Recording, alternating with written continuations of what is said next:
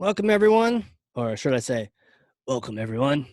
This is Email Outlaws, the good, the bad, the spam report. Don't worry, I won't do that the whole time. Hey, welcome. This is going to be a fantastic webinar. There's so many things to share with you, fantastic information. This is all about getting your emails through. And what you're going to find is there are things preventing your emails from getting through that you may not even be aware of. There's gateways out there, there's filters, spam filters, email filters, and we're on a mission to get rid of those things. So we're going to be talking about that. All right, let's dive in. If you haven't met me yet, I'm your spam gunslinger, Casey Cheshire, and I've got 3 numbers to tell you about. 13 is the number of years I've been working with Pardot.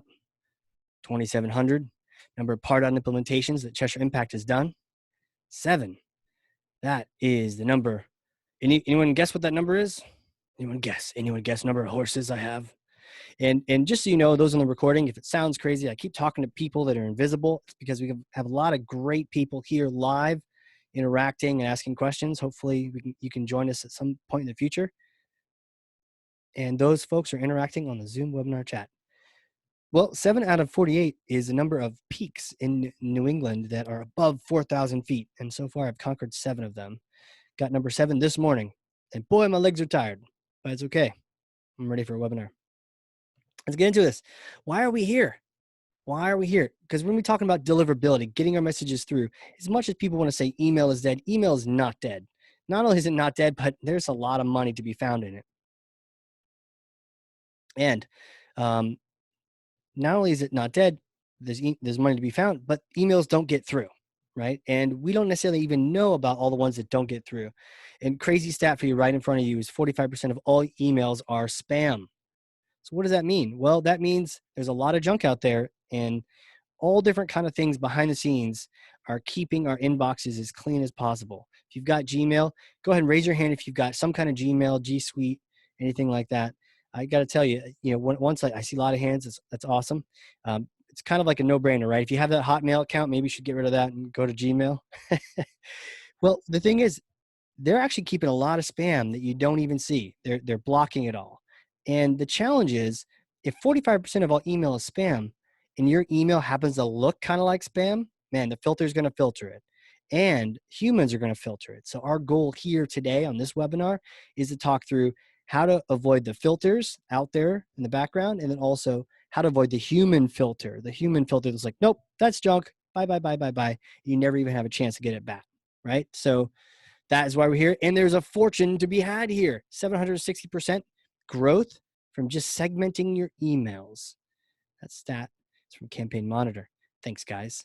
So, okay, we know there's gold. And there's one other reason you're here. And that's because you maybe got the email. This month is email month. And not just email month, but writing actionable emails. Emails that they, first of all, get through, which is what we're talking about today, but also are actionable. And so we've got a couple events. Check your email. There's 2 different kinds of email in your inbox relating to this event, to this whole month. Every week this month, we have crazy webinar like today's. No costume in this one that I know of. Someone might tell me. This is going to be all about setting up nurtures in Pardot, very much about Pardot and the strategies of doing that. I've also got a workshop. If you haven't heard about this, I'm really excited. First time we've done this.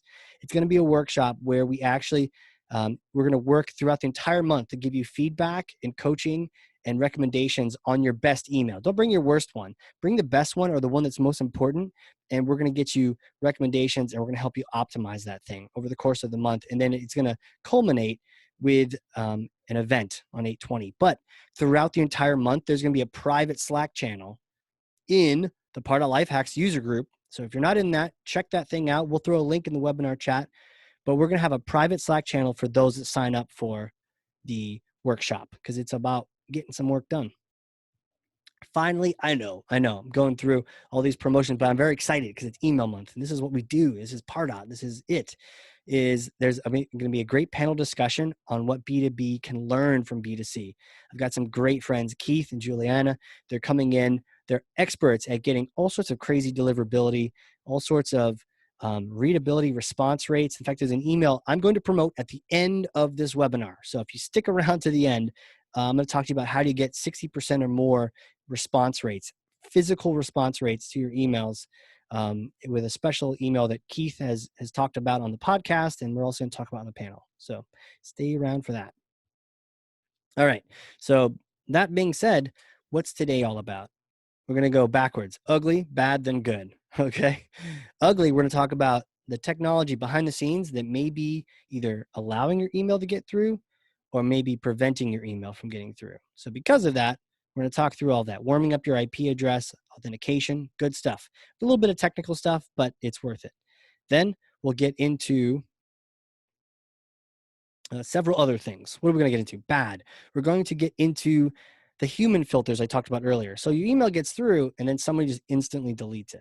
They don't want that, right? We don't want that. So we're going to talk about great ways of writing your emails so that they get through. Finally, the good, we're going to talk about what are the things you can do on the positive side, not only to let the email get through, but then to get those great response rates, like that 50% response rate that I've been talking about. Cool. That's our agenda. That's our agenda. How many times will I go back into Clint Eastwood mode? Probably too many. That's okay. Let's start with ugly. 15% of emails never reach the inbox. What does that mean? That means your deliverability may not be your deliverability. And what's interesting is some of the ones that never get through don't get reported back because they don't want to let spammers know their emails didn't get through. So they just disappear and you're never the wiser. And 15% could be a big deal.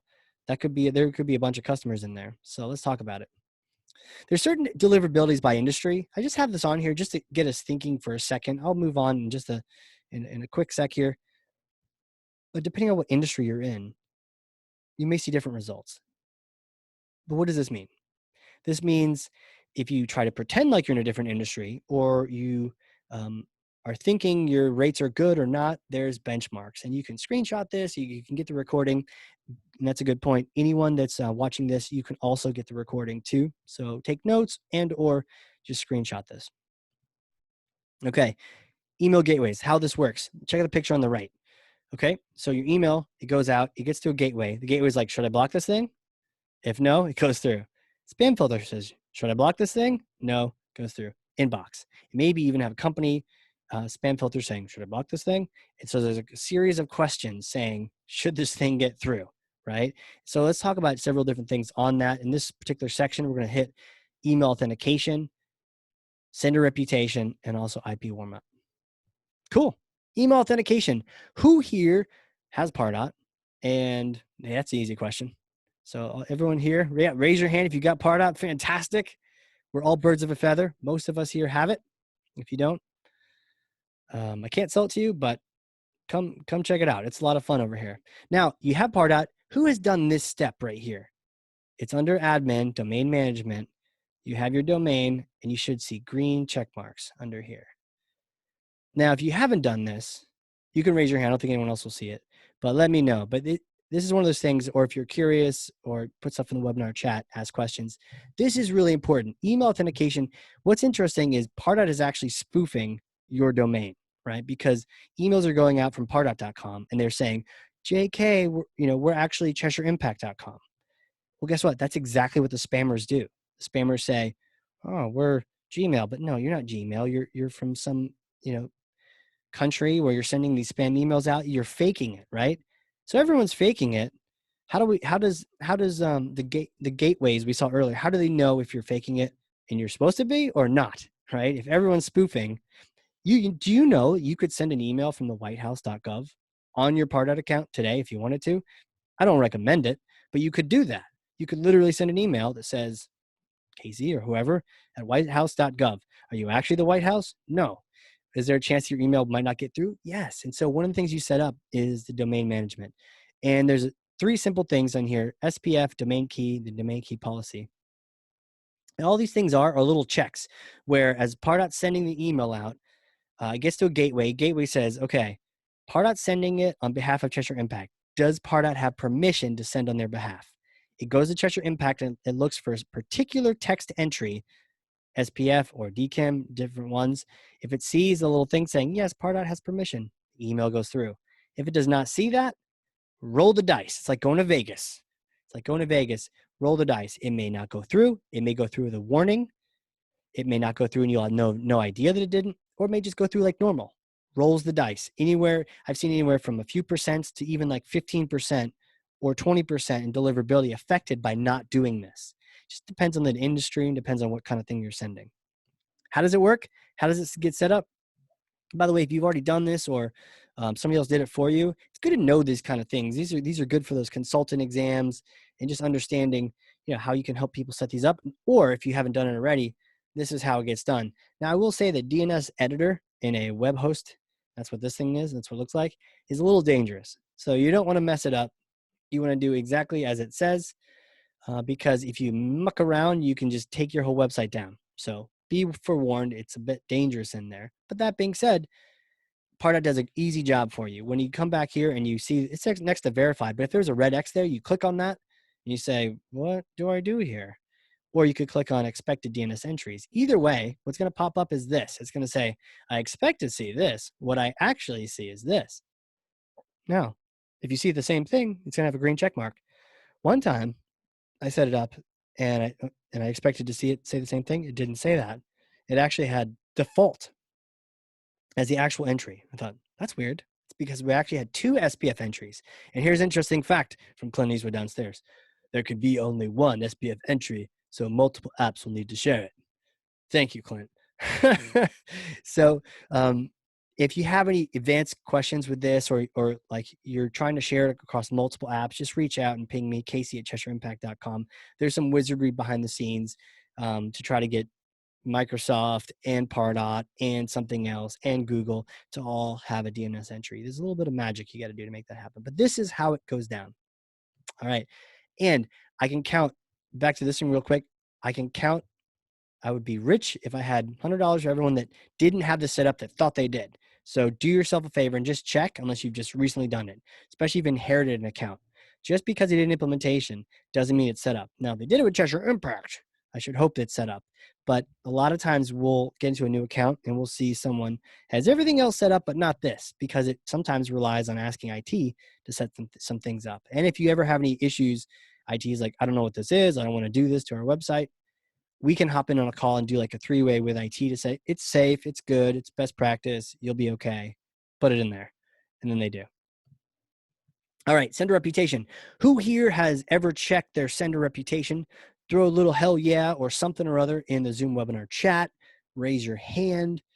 Show me some love. Let me know that you're alive. I see some yeses in there. That's awesome. That's awesome. And I don't know, that's not even Clint Eastwood, but it's something. It's something, right? So it's really interesting to check this thing out. Unless you've been super naughty or super bad, you don't usually have to worry about your reputation being messed up. Sending a couple bad emails out, getting a couple spam hits will not tank this for you. But if you inherited this account, you inherited this domain, somebody's been marketing on this thing for years before you get there, great idea to check this when you first join a new company, because you never know what the person before you was doing. Or if you get a new tool set up, what does the domain have? And again, it's about the domain, not the tool. So you may be fine on Pardot, but actually the domain, not even Pardot, your actual domain, your .com may have a nasty reputation. Neutral's fine for a lot of these. Neutral doesn't show up and not listed in the block list. See down below, Cheshire Impact, not listed or is in the business category. Great. It means they know who you are and they don't have a problem with you, right? So there's different ways to check. The 3 ones I've listed here are the ones that are most interesting. I recommend trying them different ones out because they'll give you different versions of the data and different graphs. Some will actually give you a number like you see up above, and then some will just tell you if it's okay or not. Next, IP warm-up. Has anyone ever done an IP warm-up? Has anyone ever done that or ever heard of that? IP warm-up. Cool, I see some hands. So IP warm-up is an important thing to do when you get a new account and if you send a lot of emails at the same time. If you send, say, a couple thousand every month, and you're like, oh my gosh, I didn't do an IP warm-up, you're probably fine. This is where, if you're sending 100,000 or more emails a month, that's where we're like, okay, you need to make sure you do this. So anytime you get a new IP address, or let's say you're on a shared IP address with Pardot, you share it with a bunch of other customers, you don't know who they are, and you want to get your own IP address, you can do that. You can buy it, but you can get your own IP address, and then it's up to you to keep that reputation sharp and clean and sweet. Now, if it's a brand new IP address, you want to warm it up. And keep in mind what spammers do. Spammers get a new IP address, and then they blast the hell out of it. They send as many emails as they possibly can before that IP gets shut down. Now you have to be careful because you can act the exact same way. You get a brand new Pardot account. I'm excited. Let me send out a ton of emails before I know what I'm doing. And then suddenly you have an IP problem. You have a reputation problem. In those gateways, they're not going to give you feedback necessarily. They're just going to slow it down, maybe even shut it off. So what you want to do is actually ramp things up slowly. And so the 2 tips to that, especially even if you've already had this, is great to know, good background. You want to ramp things up slowly. If you do a quick Google search, you'll see a mathematical equation, but really it's like this line here, right? You just want to add more and more and more and more. You can double. I like that method. Do a third, and keep growing it. Those are all fine until you get to your max send. Now, another note on this, you want to make sure you send to your most powerful customers first. Most powerful, the people most likely to like your email, the people most likely to not mark you as spam, right? Those kind of things. So the reason you do that is what's happening. These gateways are looking at every single email, especially your early ones, because spammers, they send these emails out, they start bouncing, they terrible lists, terrible reputation, spam reports. If you start sending a few emails out and you start getting some bounces because you have a bad list, or some spam reports because you had a bad list you bought from some vendor on Fiverr, right? Then you look just like that spammer. Again, 45% of emails are spam. You look just like them. So you want to avoid that by going nice and slow and steady, sending to your best customers first. And after several weeks of doing that, then you can start sending to those people you're not necessarily sure about, or use a burner account. Cool. All right. That was the ugly. Let's get to the bad. 69% of emails are marked as spam based on what? The subject. So earlier, what was it? 15% of emails never get through. There's one gauntlet. Next, these get through and they're already marked spam based on just the subject. They didn't even read your email. I mentioned Google earlier, and I know a lot of you raised your hands about it. Have you ever clicked around? And what I have over here is I have this is the promotions tab, the different kind of like sort of spammy offers you might get. But have you ever clicked around and found your spam folder? I highly recommend you do this, even now, in case I'm droning on. You're like, okay, I get it, Casey. Go check out your spam box. And here's a screenshot of mine. Crazy things. New negative Glassdoor review. I love how they got my attention. Guess what? Spam. Totally fake. There's no negative. Come on. But these are examples of emails that get sent and are automatically cleaned out of your inbox. You never even see. So it's really good to go check that out in your spam folder every now and then, because this is what you're competing with. This is the 45%. These are the emails, and some of them didn't even get to your email spam box. They were killed by a gateway. But you want to make sure you're not looking too much like these. All right, we're going to talk more about that. 3 things we're going to talk about in this section: scummy subject lines, spammy vocabulary, and the shiny corporate graphics, which is one of my favorite topics in the whole wide world. All right, let's do this. First impressions. Does anyone know Matt Sweezy? You see him over there? We're sporting his cowboy hat. And I see some hands. Awesome. If you don't, go ahead and follow him on Twitter, @Sweezy. Matt Sweezy, he is one of the original Pardot guys, was one like employee number 6. Had a chance to interview him on the podcast, but I've known him for a couple years now, and he's a great thought leader. He wrote the book, Marketing Automation for Dummies. He has a new one coming that's come out all about context, the context revolution with marketing. Really smart guy, thinking about stuff, still at Salesforce, and he is now like the head of marketing thought leadership and future thought thinking in marketing, which is a pretty cool job to have. I think you can agree. One of the things he talks about is we eliminate first when we look at subjects. Do you do this? You get your phone, and I got this OG phone. I only have one camera. I gotta get that fixed, and I have no glass on it. Terrible. Gotta get that. Who has a new one? Who has the 10 or the one with the 3 cameras? Be loud and proud. Convince me. Should I get it? And let me know if I should get that 3 camera one in the chat. All right. So I got this camera, and if you're looking at subject lines, now we're pretty much all swiping through our email, right? When you go in here, notice this the next time you look at your own email. Do you go right to the emails that you want to read? Sometimes, if it catches your attention. But a lot of times what we actually do, and Matt brings up this point, is we're swiping to delete. For me, it's like to the right. All I have to do is just swipe, and I don't even see any because that's what I've been doing for the last bit of time. Is just that looks like spam. Bye. I don't even know who it was from. Nope. Bye. Bye. Right. So we eliminate first. So the goal is to pass this test of the elimination. And here's an interesting thought he brought up. You can change your subject lines based on the stage that you're at in a buyer's journey. Interesting, right?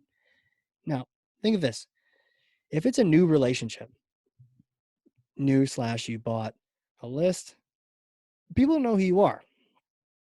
So you want to be super personal so that you don't look like the emails I just deleted. Just without even thinking, I would just swipe, swipe, swipe, just so I could show you some swipes, and it was junk, and I just got rid of it. So consider more personalized, short subject lines at the beginning as they get to know you. But later on, we know in the sales cycle, they're going to want some social proof. So with that, telling them exactly what it is. You wouldn't write social proof, by the way. You would put new case study, showcasing MIT and the blah, blah, blah, right? And then later on in the buying journey, they're getting closer to buying and they're getting closer to the end deal. Maybe you're throwing out there some comparison assistance. Hey, pick us versus the other guys. And here's why, right? Just putting it out there. So now you're answering people's questions in the subject line. But very, very clever idea from Matt. All right. This is a really cool project Snovio did.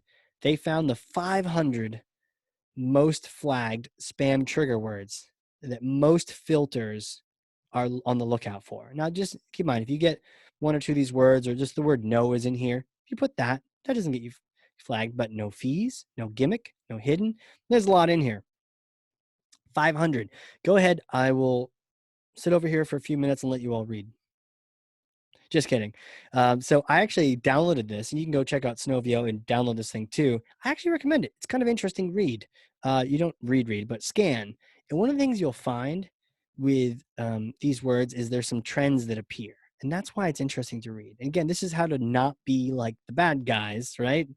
Don't be the villain in the movie. Here's what I would summarize from this entire list, because I looked through all the different words, and ideally don't sound like an infomercial in your email. Does anyone know the ShamWow guy? Do you guys remember ShamWow? Who actually had a ShamWow? Throw that out there in the webinar chat. I'm pretty sure I have one or two. They're great for pets. I see some hands. That's awesome. You did it at our house. That's great. The ShamWow guy, if you don't remember him, look him up on YouTube if you want. I think he got in a whole bunch of trouble too. So he's, you have the knockoff. Oh, knockoffs. You get what you pay for.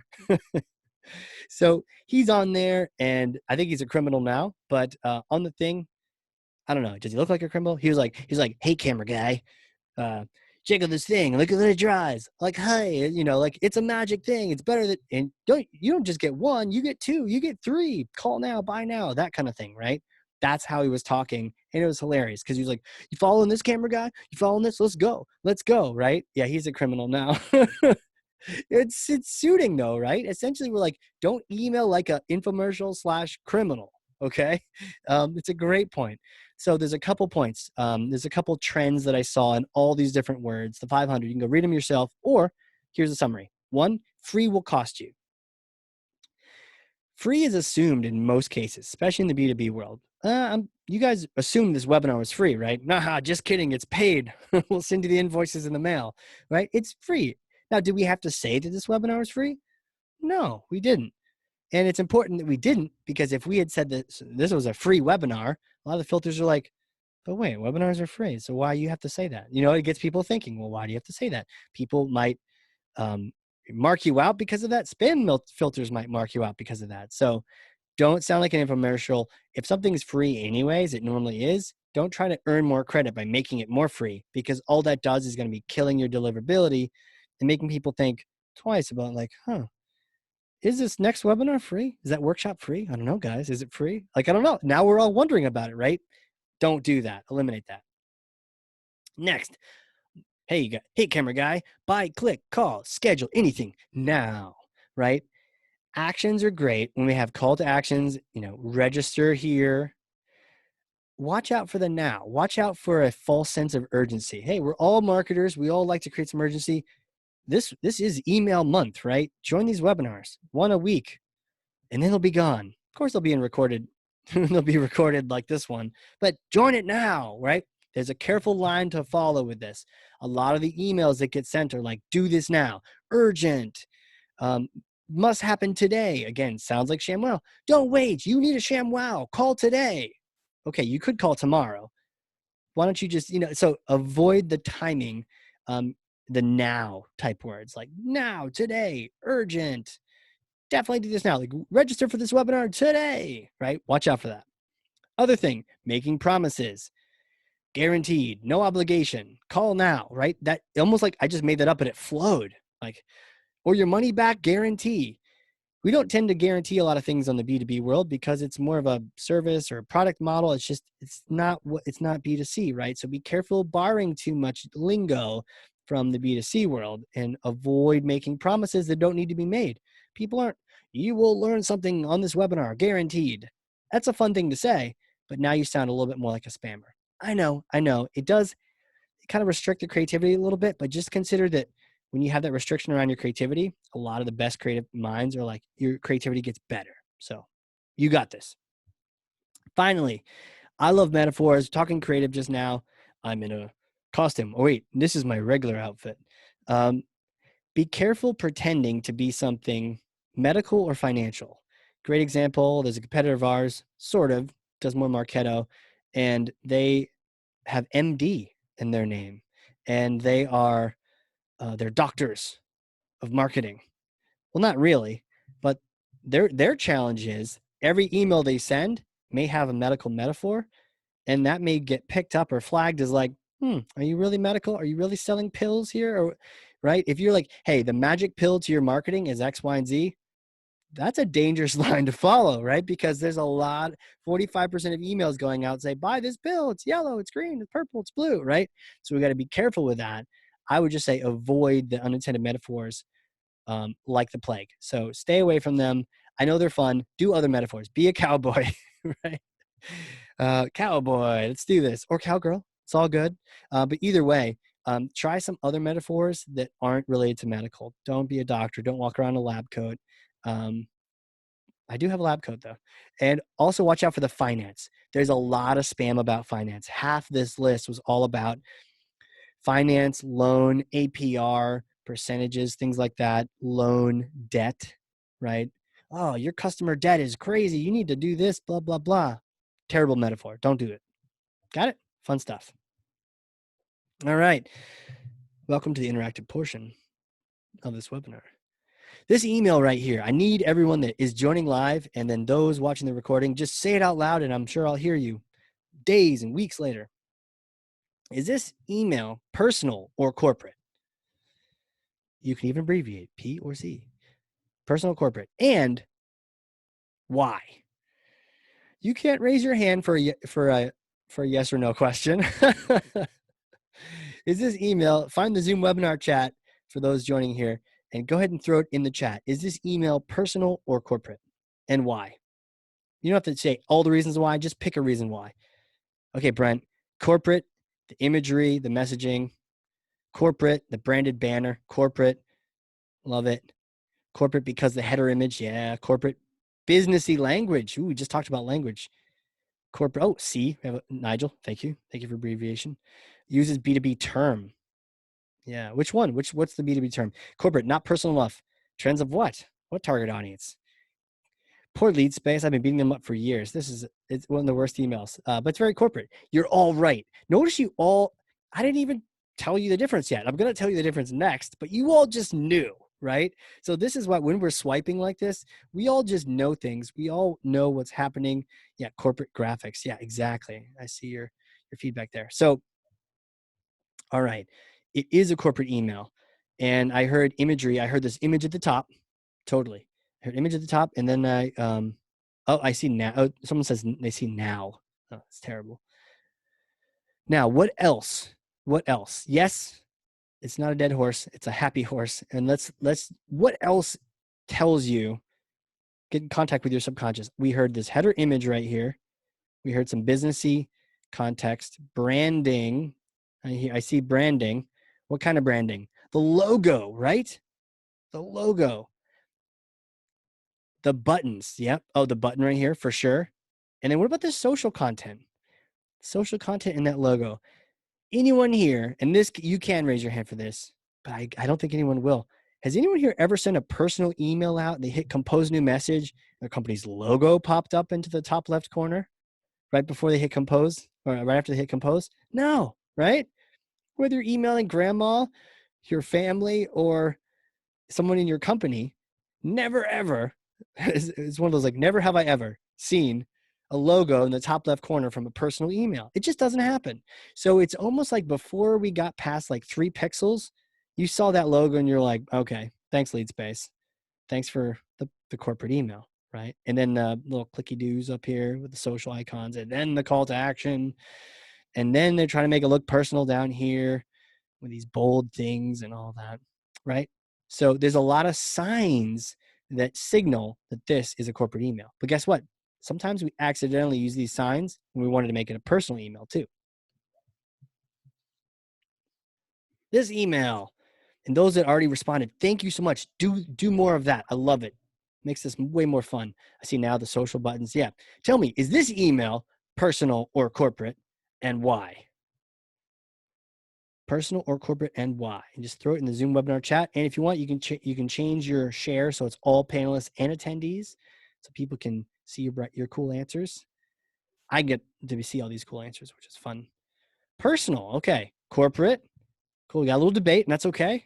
I see personal or corporate, and why. That'll really drive it home here. By the way, this is the kind of thing we're gonna do in our email workshop. Not only this, but this concept's core to it, but then we're going to work on your emails, your actual emails, to figure out the best way to get them to be opened, not deleted, that kind of thing. By the way, that was me stalling for people to time so people could answer. Personal, it's text only. I love that. Great call. Looks personal, but it's a personalized corporate email. Okay. Personal, no branding, appears to come from a person versus bulk. Love that. Mail to. Okay. Simple, no graphics, so it can be replicated in Pardot as such. So true. You can definitely, this was absolutely sent out of Pardot. Casual language. I like that, Paul. Good call. This is what I would consider a personal email. Yes, personal email. And let me highlight the things that were important to me. A lot of you have said many of them. Start from the top. From Scott Keller. It's from a person.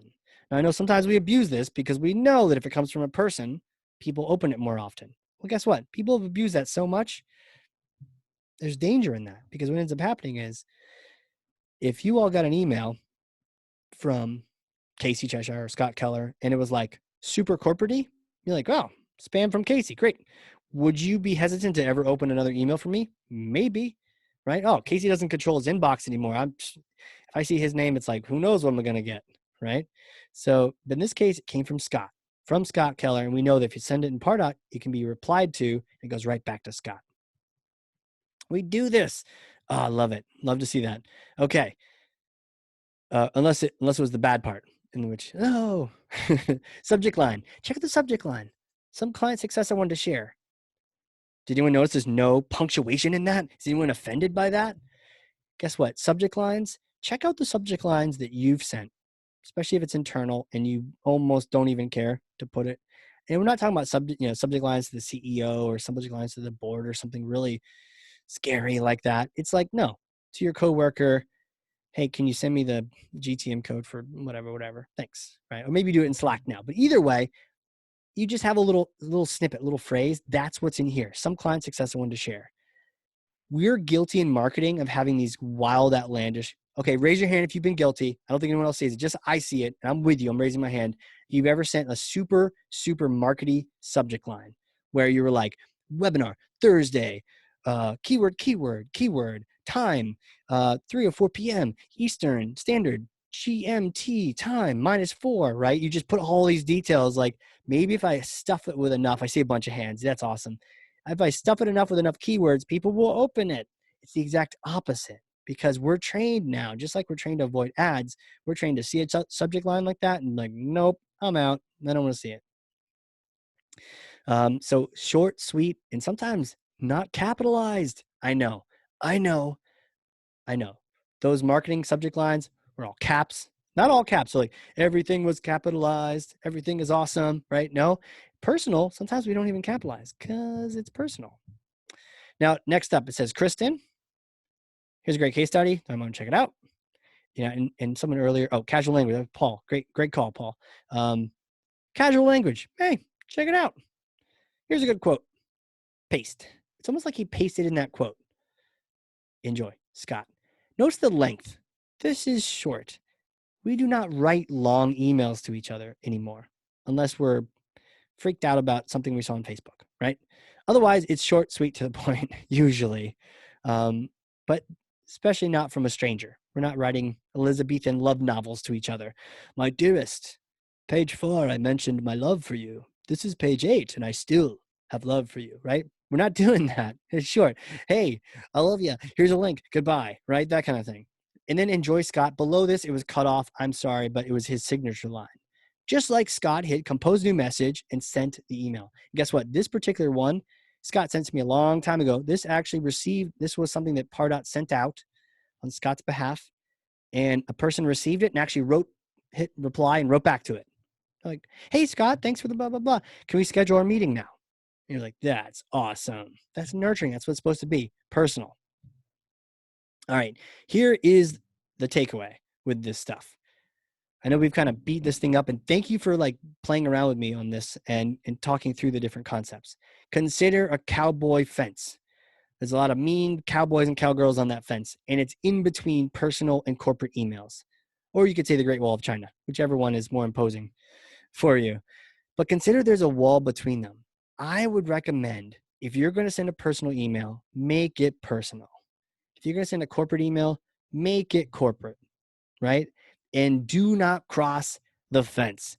Cowboy will be angry, might shoot you with their 6-shooter, or they'll lasso you, or they'll laugh at you, right? I don't know, but it's bad. Don't cross the fence. Here's the deal. When we send an email and it blurs the two, it fails altogether because it's confusing. And confusing means you didn't do a good job. And you know who else doesn't do a good job? That person who keeps emailing us from Africa saying they found some gold on your family's behalf. They just need you to give them their bank account, right? And you're like, that email is written terribly. It's confusing. You're like, that's spam, right? We don't want to make our emails confusing either. So the cool thing is, if you separate these things out, they can both individually be more powerful. Your corporate email will get more response rate. Your personal emails will get more response rate because they're separate. And what's crazy is you can actually send one email like we did. And you may not be aware of this, but we invited you to this webinar with a corporate email. And then we followed up on Monday with me saying, hey, are you coming? Now, maybe that got to you. Maybe it got to one of those boxes. But either way, we sent a follow-up. And this is what's cool. It doesn't count as like in people's heads as like, oh, Cheshire Impact is just emailing the hell out of me. Like, stop emailing me. No, it's like, okay, Cheshire sent their email about this is email month. Cool. Maybe you saw it. Maybe you didn't. Maybe you were like, I'll get to that later. And then Casey sends you an email and said, hey, do you know about this stuff? It's really exciting. I'm looking forward to it. And you're like, oh, cool. Thanks, Casey. Let me go register, right? It's totally different. Now, just let's go through it real quick. Personal emails from a name. Corporate emails, I recommend not from a name. I know it's wild. I know it's crazy. But oftentimes what we'll do is we'll send an email from success@CheshireImpact.com or the success team, right? Or the something team or the ABM team, because we want to differentiate between the other emails we're going to send, which are going to be from Casey or Christina or someone else on the team. Casual subject line, do your keywordy subject line, right? That way the casual ones stand out. Graphics, go crazy. On the corporate email, have as many graphics as you like. On the personal email, only whatever's in your signature. If you have a logo in there, that's cool, but it's only in your signature. And finally, short. The personal emails are short, which means it's like, check out this case study, or check out this link, or did you look at that other email? Or are you going to sign up for that event? Whatever it may be, that's it. If you want to put a lot of information, and sometimes we have a nurture setup where when you graduate doing a part on implementation with us, afterward we're like, hey, congrats, you're a graduate now. Here's a bunch of resources for you.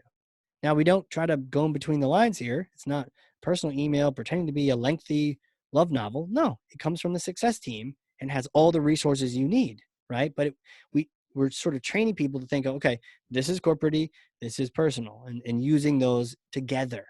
The together factor is fantastic. Another quick point, the corporate email, you might be like, why would I ever use that? Question comes up a lot.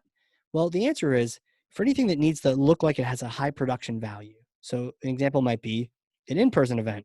Not lately, but one day, right, when we get back out there, in-person event, we have a VIP dinner, something like that.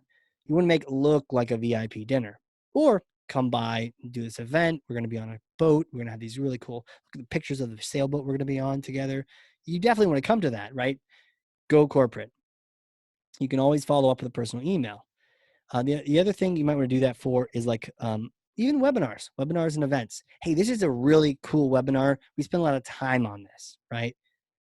Boom, webinar invite. And maybe a casual personal follow-up afterward. Make sense?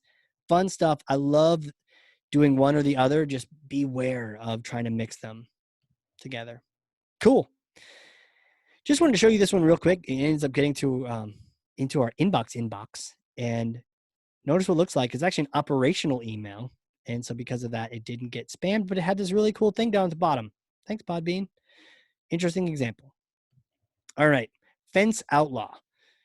This is, if you were checking email earlier, this is probably one of the worst offenders. Come on back now. Come on back. You hear?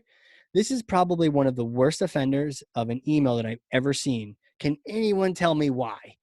And you were fantastic beating up that lead something or other email earlier. So what stands out from this email? And again, these are the kind of things we'll have more time for in the workshop, but take a quick second and just throw something in the webinar chat, all the bullet points. Yes. Bullet points. Oh yeah, this is really from me. Oh yes, several of you hit on that. Why do you have to say it's from you? That should be obvious, right? It's really from me. Seems really desperate. Yeah. I tried to cover up. I don't have, it's Flint, but you don't know anything else about him to protect the guilty. But not authentic. Seems really desperate. Bolded text, bolded numbers, random bold font. Yeah, they lost me at first. Wow, they lost you at first. That's awesome. Note, everyone else should note that someone here was lost on first. So don't put that in your emails. Yeah, this is what struck me as a recipient. First, this email is really from me, Flint. Okay. Now, if it's a short, sweet, to the point email, I'm like, oh, cool. Hey, what's up, Flint? But is it? No, it's long. So instantly I know he's lying. And I go, screw you, guy. Like this is not really from you. You're not unless you're hitting copy paste a lot, but I really doubt that. Okay, it's from me. Second, it's not going to everyone on my list. Does anyone get the sneaking suspicion that everything he's saying is actually the opposite? This is really from me. It's not really. This is going to everyone on my list. Or it's not going to everyone on my list, but it really is. Third, we took the time to review your funnel. Oh, really? The Treasure Impact lead gen funnel, did you? Did you look at that? And it's like, and I know you didn't look at that. And then fourth, it seems like you're gonna be a good fit. Oh, I bet we do look like we're a good fit. I feel like, in my opinion, and this could be totally not true, but this is how I felt. It felt like 4 lies in 4 sentences. And I was like, you got to be kidding me, right? So if there's any example to not follow, we can learn from the really bad emails. I hate from our conversation. Yeah, that's a great point. Content is about the email marketing game, not the content they have to give me. Too long to get to the point. Yeah, what is the point? So anyways, don't do that. Tell the truth. Wear a white hat. Be a good guy. All right, let's talk about the good. Speaking of good, we're good on time. That's not normally the case with webinars. And I can guarantee next week's webinar is going to go long. That's okay. Just prepare in advance. So 380% average ROI from email marketing. Thanks, Salesforce. Now, are they a little biased? Sure. But is that a stat that probably holds true? Yeah. Have I seen it? For sure, right? Email done right is magic. It really is. Email done wrong, you're like, why does no one respond? Why is no one clicking? Because first of all, they unsubscribed from half of them. And the other half is like, can't figure out how to unsubscribe. They just deleted you because it was easier, right? So let's get into the good now. Let's get into how to chase that buried treasure. 3 things. It's each section, 3 things, 3. Cool. 1, we're going to talk about the most important question you need to ask yourself before sending an email. While I'm going over these next 2, take your best guess at the most important question to ask yourself in the Zoom webinar chat. What is the most important question to ask? You have an email sitting in front of you and you ask yourself this question before you hit send. So go ahead and throw those in there. I see a couple already. That's fantastic.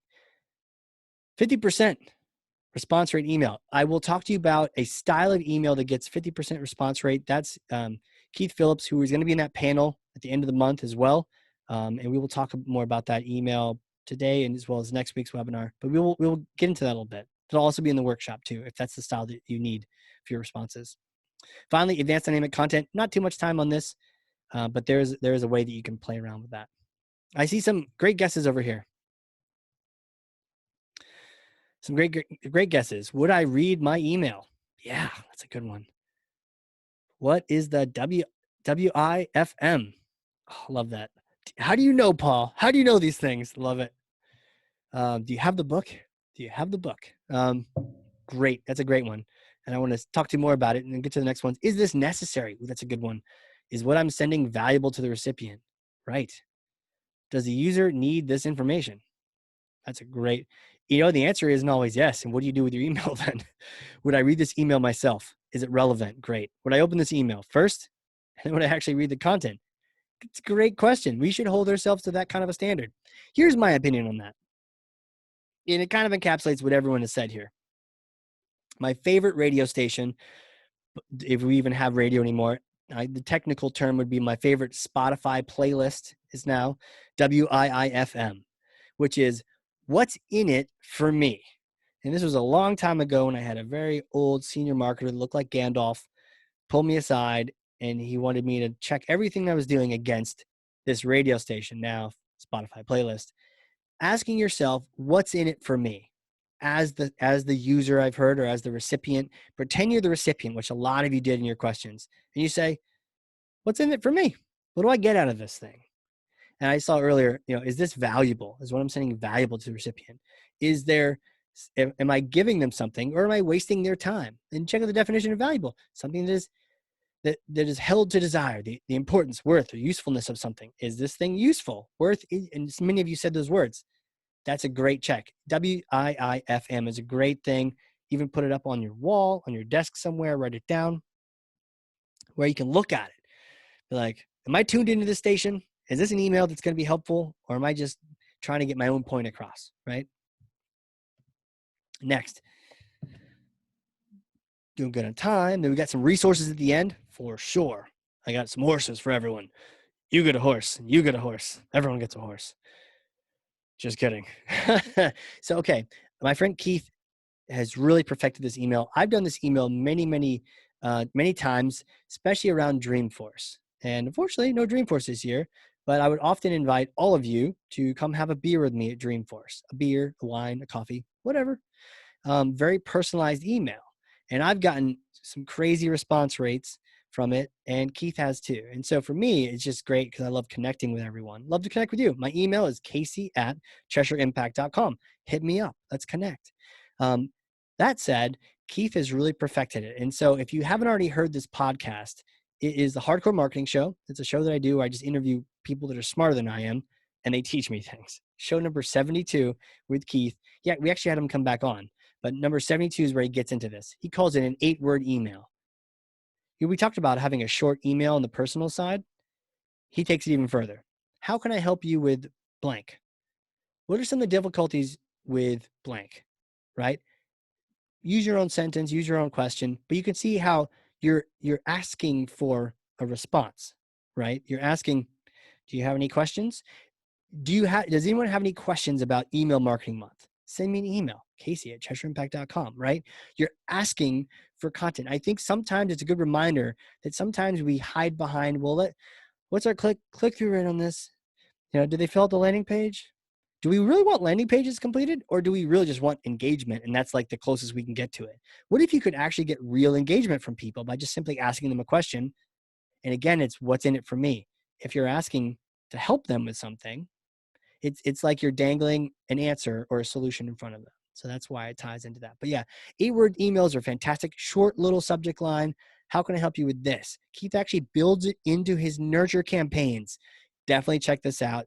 Episode 72. He actually builds it in.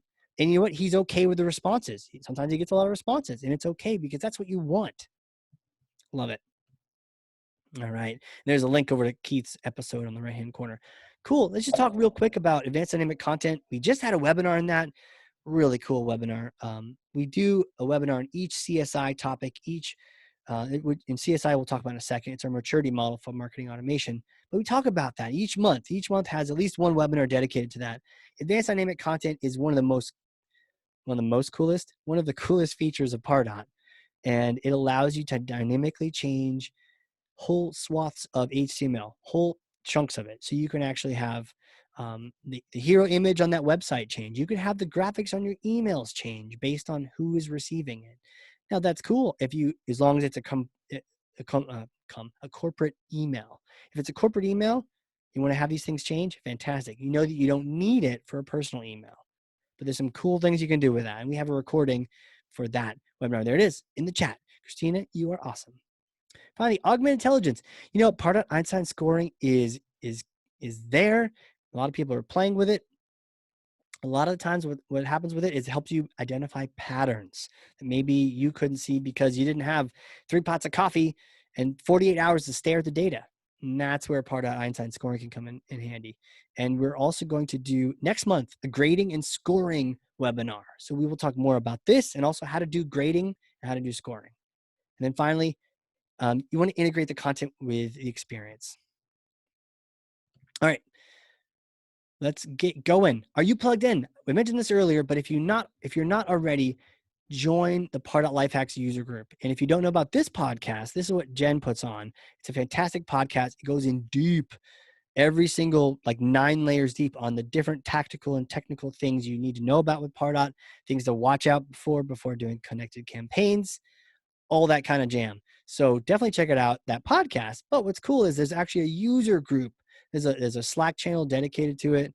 And what's cool is a lot of people on the Chesh team are in there and they're just answering questions. So as people come up with questions, or if you have a strategy question that comes up, you just throw it in there. I'm answering stuff too. It's just a really cool place to connect. And there's monthly user group meetings. Can't lose with that. Go sign up. Cool. Real quick, the CSI is our marketing automation maturity model. Has anyone done a CSI? Raise your hand, throw it in the chat. A CSI is an assessment. It's a 25-minute assessment. I'm happy to do it with you. People on our team are happy to do it with you. It's not a sales thing. It's like a let's talk about your Pardot account thing. And marketing automation, whatever platform you have. We hop on the phone. We go through 10 questions that align to each one of these phases as you're building out your Pardot account. You come up with a score between 0 and 10 of how well you're using marketing automation. Cool, right? That's it. And what's neat about it is not only will you know where you're at, like, oh, I'm a 4 out of 10, or I'm an 8 out of 10. Fantastic. You'll also know what your next step is. Oh, we got to go do some more work on segmentation, or let's work on our data preparedness. Each one of these things grows on itself. It's almost like if you flip the mountain, the more you do in phase 1, the easier phase 2 is, the easier phase 3 is. By the time you get to phase 4, you're crushing it, right? So that's the whole point with the CSI. There's a link in there to learn more about it. And so we actually have a promotion. Does anyone have this book? Throw it in the webinar chat. Make sure everyone can see how happy you are with it. But there's a picture of the book. That one's actually in the UK.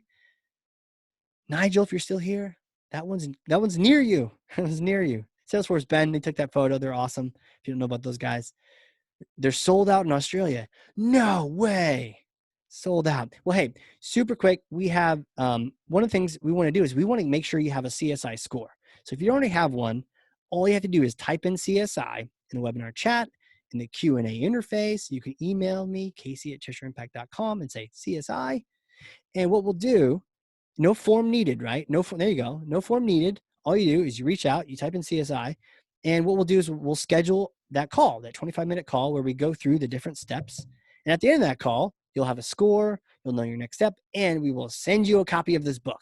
So you'll have your own copy of the book, Marketing Automation Unleashed. And literally, this is everything I know put into paper.